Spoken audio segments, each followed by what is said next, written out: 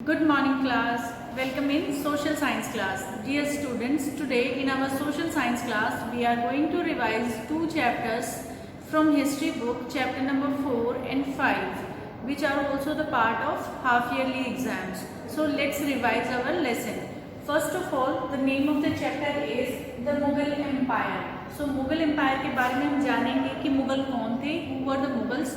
Mughal was the descendants of two great lineages. From the maternal side they are the descendants of गंगीज Khan, जो central Asia का ruler था और central Asia और China का ruler था, और फादर की साइड से वो जो थे वो तैमूर के डिसेंडेंट्स थे। और वो हमेशा जो है अपने आप को प्राउड फील करते थे जब भी वो अपने आप को तैमूर का डिसेंडेंट्स बताते थे।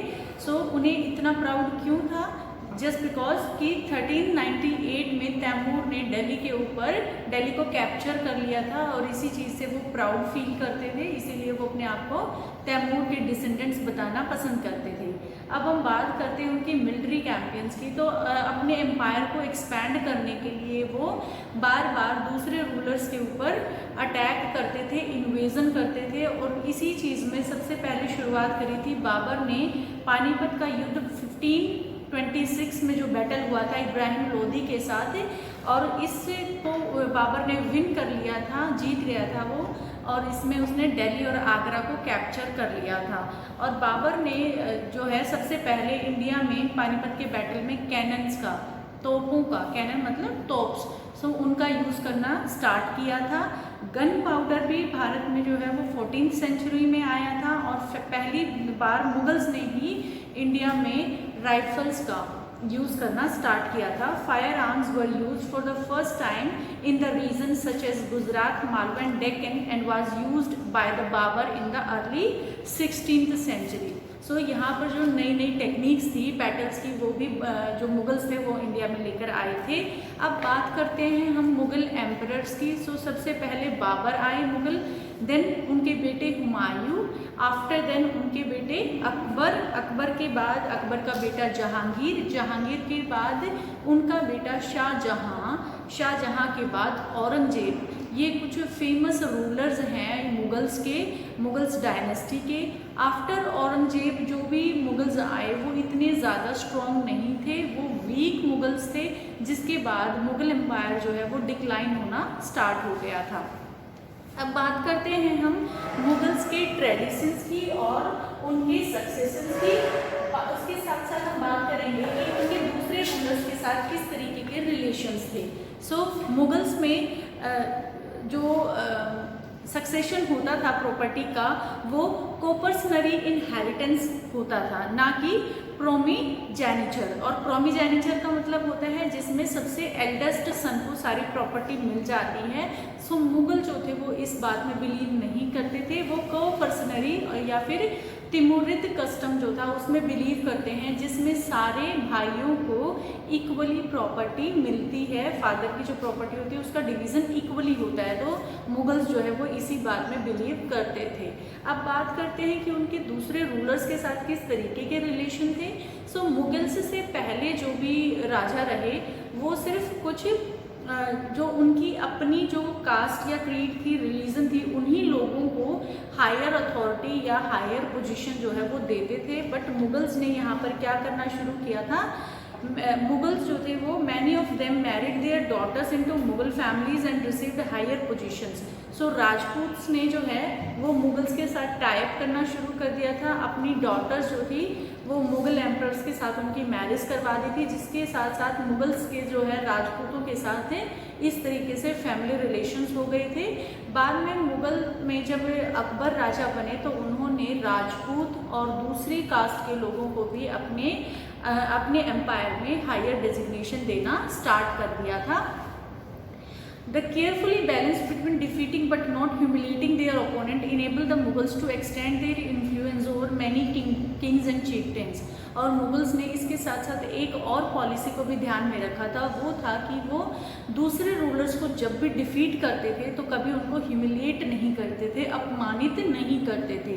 वो एक राजा के साथ दूसरे राजा के साथ ऐसे ही बिहेव करते हैं जैसा किया जाना चाहिए। जब वो उनको डिफीट भी कर देते तो उनके किंगडम को उनको वापस कर देते और उनको कहते कि आप हमारी जो अधीनता है उसको स्वीकार कर लीजिए और आप हमें जो टैक्सेस हैं, रेवेन्यू है, आप वो हमें देते जाइए। अब बात करते हैं हम कुछ टर्म्स जो है वो मुगल्स यूज़ करते थे, जैसे कि मनसबदार, और मनसबदार की क्या ड्यूटीज़ थी, और इसी के साथ हम देखेंगे कि जात और जागीर जो टर्म है उनको कैसे यूज़ किया जाता था। सो मनसबदार जो है, मुगल्स जिसको भी कोई भी ड्यूटी अगर वो दे रहे होते थे, as the empire expanded encompass different region the Mughals recruit diverse bodies of the people from the small nucleus of Turkish nobles, they expanded to include Iranians, Indians, Muslim, Afghanis, Rajput and Maratha and other groups. तो इस तरीके से उन्होंने बहुत सारे different जैसे जैसे उनका एम्पायर एक्सपैंड होता गया, उन्होंने डिफरेंट ग्रुप्स के लोगों को अपने एम्पायर में डेजिग्नेशन देना स्टार्ट किया। So those who joined Mughal service were enrolled as mansabdar, और जो भी मुगल्स की सर्विस करना स्टार्ट करता था तो उसे मनसबदार कहना शुरू कर दिया जाता था। और मनसबदार की जो रैंक होती थी, सैलरी होती थी, या उसको जो मिलिट्री रिस्पॉन्सिबिलिटी दी जाती थी, वो सभी जो है वो अकॉर्डिंग टू जात दी जाती थी। जात यहाँ पर एक तरीके से न्यूमेरिकल वैल्यूज़ है, जैसे कि सपोज करो अगर किसी मनसबदार को 5000 जात मिली हुई है और दूसरे मनसबदार को अगर 1000 जात मिली हुई है, तो 5000 जो मनसबदार है उसको ज़्यादा रिस्पॉन्सिबिलिटीज़ मिलेंगी और उसकी वैल्यू जो है एम्पायर में ज़्यादा होगी, उसे ज़्यादा अच्छी पोजीशन मिलेगी। तो जात यहाँ पे न्यूमेरिकल वैल्यू के तरीके से डिनोट होता है। द हायर द जात the more prestigious was the nobles position in the court and larger his salary, और उसकी सैलरी भी ज़्यादा होगी। इसके साथ साथ मनसबदार की जो मिलिट्री रिस्पॉन्सिबिलिटी है उसमें उसको अपने यहाँ जो भी कैवलरी मैन होते थे, जो जितने भी घुड़सवार होते थे, उन घोड़ों को, उन हॉर्सेस की उनको स्टैंप, उनकी काउंटिंग करवानी होती थी और उनके ऊपर स्टैंप लगवानी होती थी। इस तरीके की उनकी ब्रांड, मतलब हॉर्सेस को जो है वो ब्रांड करवाना होता था। ये भी रिस्पॉन्सिबिलिटी जो है वो मनसबदार की थी। इसके साथ साथ मनसबदार को मुगल एम्परर्स जो थे वो जागीर्स देती थी, ना कि कैश सैलरी। तो जागीर्स उन्होंने एक ज़मीन दे दी जाती थी जिसके ऊपर वो क्या करते थे, अनलाइक द मुफ्ती most mansabdar did not actually reside. So mansabdar ज़रूरी नहीं था कि अपनी जागीर के ऊपर रह रहे होते थे, मनसबदार कहीं और रहते थे, बट जो जागीर उन्हें मिल जाती थी उस पर टैक्स कलेक्ट करने की जो जिम्मेदारी थी वो मनसबदार को मिलती थी, और वो टैक्स कलेक्ट करता था जिसमें से वो अपनी सैलरी या अपने वहाँ सर्विस करने वालों की सैलरी भी देता था, और बाकी का जो पैसा है वो ट्रेजरी में डिपॉजिट करवा दिया जाता था। अब हम बात करते हैं अपनी नई टर्म की, जिसका जो है जब्त एंड जमींदार। जमींदार जो टर्म है वो मुगल सभी इंटरमीडियरीज के लिए यूज़ करते थे, जिसमें जो भी जैसे लोकल हेडमैन है, विलेज का हेड है या फिर चीफटेन है, जो भी उनके एम्पायर में टैक्स वसूल करने का काम करते थे, सभी के लिए ये कॉमन टर्म यूज़ की जाती थी। और जब्त जो है वो एक कॉमन एक फॉर्म ऑफ टैक्स है जिसमें किसी भी क्रॉप के ऊपर एक फिक्स टैक्स लगा दिया गया था, फिक्स कैश टैक्स लगा दिया गया था, इसी फॉर्म को बोला गया था जब्त। अब बात करते हैं हम अकबरनामा की। अकबरनामा लिखी थी अबुल फजल ने, जो कि कोर्टियर था अकबर के कोर्ट में। अबुल फजल ने जो अकबरनामा लिखी उसे 3 वॉल्यूम्स में लिखा। फर्स्ट वॉल्यूम जो थी उसमें उन्होंने एंसेस्टर्स के बारे में लिखा। जो उनकी सेकंड वॉल्यूम थी उसमें उन्होंने अकबर के टाइम में होने वाले इवेंट्स को रिकॉर्ड किया, और उसके साथ जो थर्ड वॉल्यूम थी उसमें उन्होंने अकबर का एडमिनिस्ट्रेशन कैसे चलता है, उसमें कॉमन पीपल कैसे रहते हैं, अकबर क्या पॉलिसीज़ फॉलो करते हैं, उन सब के बारे में उन्होंने थर्ड वॉल्यूम में लिखा। अब हम बात करते हैं अकबर की पॉलिसीज़ के बारे में, जिसको रूप दिलाया है अबुल फजल ने, बहुत ज़्यादा हेल्प करी है इसके लिए।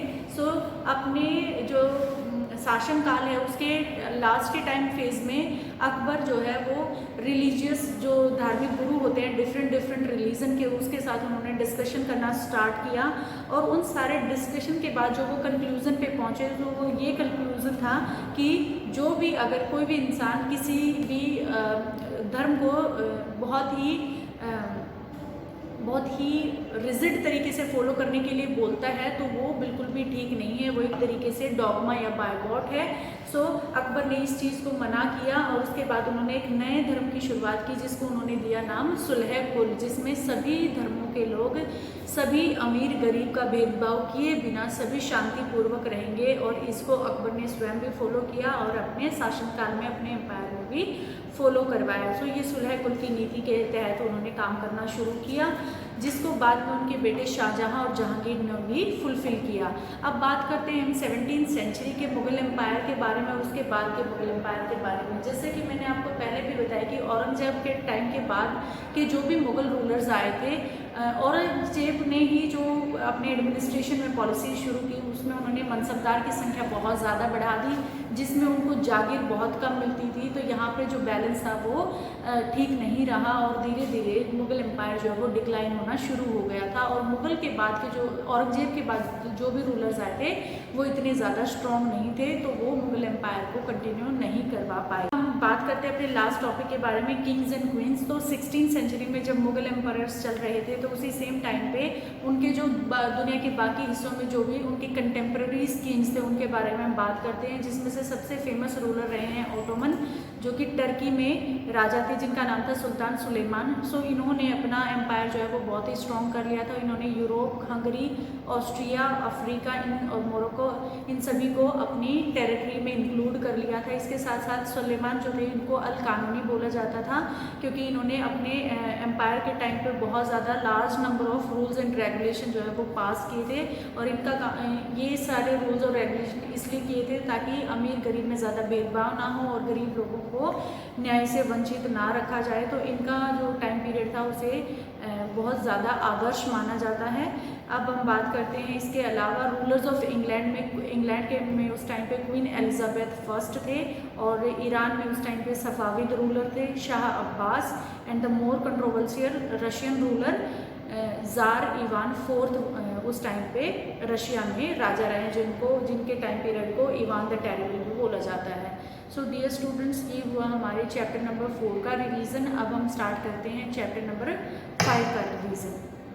मुगल्स जो थे वो अपने जो उनकी बिल्डिंग वो बनाते थे उसमें वो अपने इंस्क्रिप्शंस को इनग्रेव कराते थे। यहाँ पर हम कुतुब मीनार का एग्जाम्पल जब हमने डिटेल में डिस्कस किया था तो हमने यहाँ पर देखा था। इसके बाद हम बात करते हैं कि वो सुपर स्ट्रक्चर बनाना पसंद करते थे। इस तरीके से पोल्स के ऊपर एक सुपर स्ट्रक्चर या डबल स्टोरी बिल्डिंग को बना देते थे। तो ये भी उनकी पसंदीदा आर्किटेक्चरल स्टाइल थे। अब हम बात करते हैं फेमस टेम्पल्स की।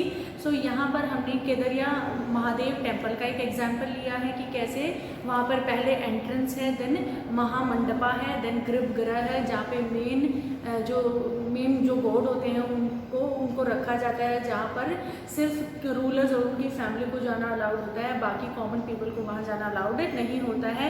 ऐसा ही एक और टेम्पल हमने देखा है राजेश्वरा टेम्पल, जो कि तंजावुर में है। ये इस टेम्पल में भी इसकी जो फेमस इसका जो मेन हिस्सा है वो इसका शिखर है, जो कि बहुत अपने उस टाइम में सबसे ज़्यादा ऊंचा शिखर इसी टेम्पल का है।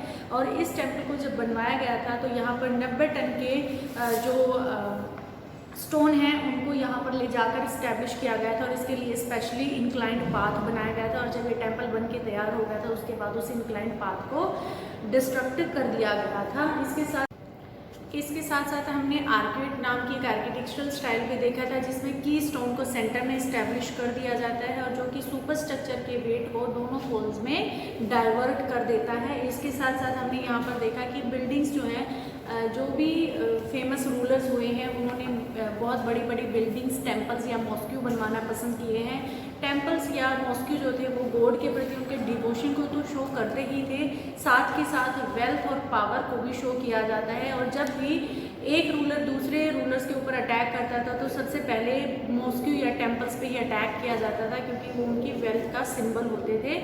इसके साथ साथ जो हिंदू रूलर्स हैं वो इस तरीके से अपने नाम रखवाना पसंद करते थे जिसमें ऐसा लगे कि एक गॉड जो है वो दूसरे गॉड को प्रेज कर रहा है। जैसे कि राजा देवा ने के जो गॉड थे उनका नाम था राजा राजेश्वरम, और किंग का नाम है राजा देवा। तो उसमें ऐसा लगता है कि एक जो भगवान है वो दूसरे भगवान की पूजा कर रहे हैं। जबकि जो मुस्लिम रूलर्स थे वो अपने आप को एक तरीके से गॉड कहलाना पसंद नहीं करते थे, बट वो अल्लाह की परछाई के तौर पे अपने आप को देखते थे। इसके साथ साथ हमने देखा कि किबला एक ऐसी डायरेक्शन होती है जिसमें मुस्लिम खड़े होकर उस डायरेक्शन की तरफ फेस करके नमाज अदा करते हैं, और ये जो डायरेक्शन है वो मक्का की तरफ जाती है। अगर हम इंडिया में हैं तो हम जब वेस्ट डायरेक्शन की तरफ देखेंगे तो ये डायरेक्शन जो है वो किबला डायरेक्शन कहलाएगी।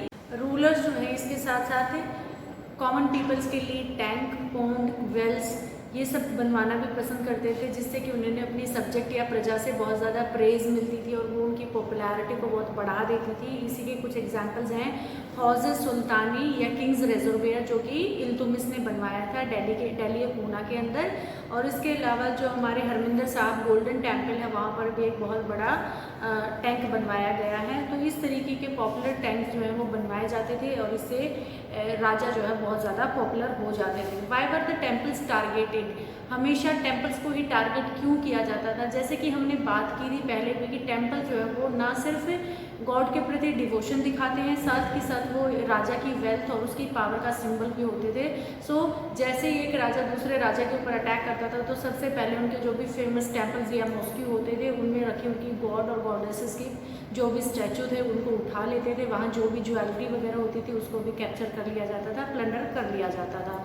सो इस तरीके से एक राजा दूसरे राजा के ऊपर अटैक करते थे और टेम्पल्स को सबसे पहले टारगेट कर दिया जाता था। अब बात करते हैं हम गार्डन्स की, टॉम्स की और फॉरेस्ट की।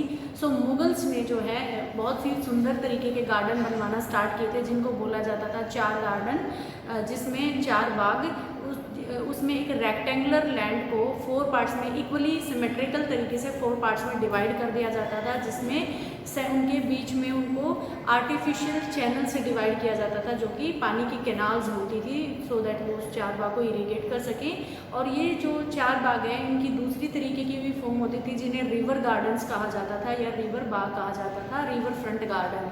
इसमें क्या होता था कि रिवर फ्रंट गार्डन का जो मेन सामने का हिस्सा है वहाँ पर बिल्डिंग बना दी जाती थी और बाकी का जो बची हुई लैंड है उसमें गार्डन क्रिएट कर दिया जाता था। जबकि जो चार बाग है उसमें सेंटर में टैंक होते थे या फिर सेंटर में बिल्डिंग बना दी जाती थी और बाकी का हिस्सा जो है उसमें गार्डन बना दिया जाता था। सो इस तरीके के गार्डन्स जो हैं वो बनवाने स्टार्ट कर दिए गए थे। अकबर्स ने जो अपने सेंट्रल एशिया में उनके तिमूर जो एंसेस्टर्स थे वहाँ से उनसे इंस्पायर होके उस तरीके के टॉम्ब बनवाना भी स्टार्ट कर दिया गया था, जिसमें एक हुमायूं टॉम्ब बहुत ही ज़्यादा पॉपुलर रहा है जिसकी पिक्चर हमारी बुक के अंदर दी भी गई है। सो इस तरीके का जो आर्किटेक्चरल स्टाइल है ये स्टार्ट कर दिया था, मुगल्स ने अपनाना शुरू कर दिया था। अब हम बात करते हैं कि शाहजहाँ के टाइम पे भी बहुत ज़्यादा कंस्ट्रक्शन कराया गया है जिसमें दीवाने आम, दीवाने खास बहुत ज़्यादा पॉपुलर रही, जिसमें 40 पिलर्स, चेहली सुतून जिसमें 40 पिलर्स का कोर्टयार्ड बनाया गया था जिसमें कॉमन पीपल्स के लिए भी असेंबली होती थी ताकि, और शाहजहाँ जो है वो रिजेंबल करना चाहते थे कि मेरे एम्पायर के टाइम पे मेरे एम्पायर में कोई भी अमीर गरीब का भेदभाव नहीं किया जाएगा। और इसके साथ साथ शाहजहाँ ने अपना जो रेड फोर्ट के अंदर जो भी अपना थ्रोन बनवाया था उसमें पिटरा ड्यूरा की सीरीज़ बनाई थी। पिटरा ड्यूरा में क्या था, ग्रीक जो ऑर्फियस राजा, ग्रीक ऑर्फियस गॉड जो था वो अपनी ल्यूट बजाते थे, वीणा बजाते थे, तो जो सबसे ज़्यादा क्रोधी जानवर भी होते थे वो भी शांत हो जाते थे और साथ में रहना स्टार्ट कर देते थे। और यही बात जो है शाहजहाँ अपने टाइम में बताना चाह रहे थे कि अमीर और गरीब जो है वो शांति से मेरे राज्य के अंदर रहेंगे, कोई भी भेदभाव नहीं किया जाएगा।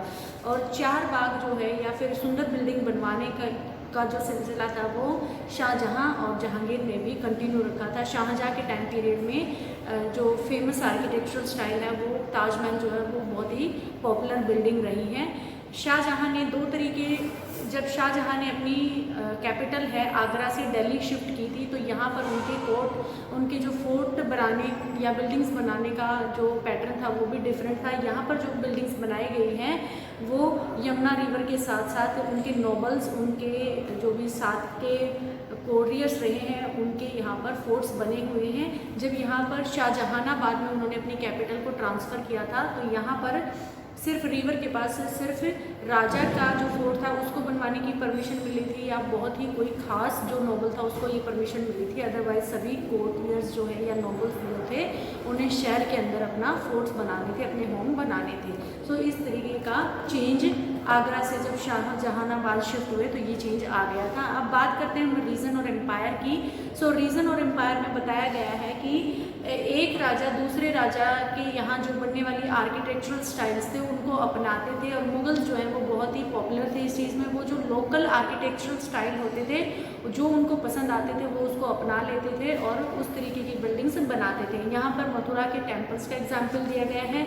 उसके साथ साथ जो मुगल्स ने अपनी आर्किटेक्चरल बिल्डिंग बनाई उसमें गुजरात, मालवा और अलग अलग जो लोकल रूलर्स थे उनके एम्पायर में जो भी टेरिटरी के अंदर जो भी आर्किटेक्चरल स्टाइल थी वो उसको अपना लेते थे इसमें। और उसको जैसे यहाँ पर एक एग्जांपल दिया गया है कि बांग्ला वेस्ट बंगाल जो है वहाँ पर थैच के साथ जो डोम बनाया गया था वो मुगल्स को बहुत पसंद आया था और उन्होंने उसको अपने आर्किटेक्चरल बिल्डिंग्स में इन्वॉल्व कर लिया था उस स्टाइल को। अब हम बात करते हैं चर्चेस की। तो ये सिर्फ चेंज जो आए थे आर्किटेक्चरल स्टाइल्स में, ये सिर्फ ऐसा नहीं था कि हिंदू और मुस्लिम रूलर्स ऐसा कर रहे थे। चर्च जो थे उनकी इंफ्रास्ट्रक्चर में भी चेंज आना स्टार्ट हो गए थे, और अब जो चर्च बन रहे थे आफ्टर 12th सेंचुरी, अब ये चर्चेस इसमें पहले की कंपैरिजन में बहुत ज़्यादा हायर बिल्डिंग होती थी और लाइट वेट होते थे। तो इस चर्च स्टाइल को नाम दिया गया था गोथिक स्टाइल, गोथी आर्किटेक्चरल स्टाइल। और यहाँ पर जो स्टेन्ड ग्लास का यूज़ होना शुरू हो गया था और उसके ऊपर पेंट किया जाता था, जिसकी पेंटिंग की जो इंस्पिरेशन थी वो बाइबल से ली जाती थी। सो इस तरीके के टॉल स्पायर्स और बेल वाले टावर बनने चर्चेस के अंदर स्टार्ट हो गए थे। तो डियर स्टूडेंट्स, ये रिवीजन हमारा ख़त्म हुआ चैप्टर नंबर 5 का। We will meet in our next class with the revision chapters of geography or civics. Till then, stay happy, keep learning, do hard work and prepare for your practice papers and half yearly. Thank you.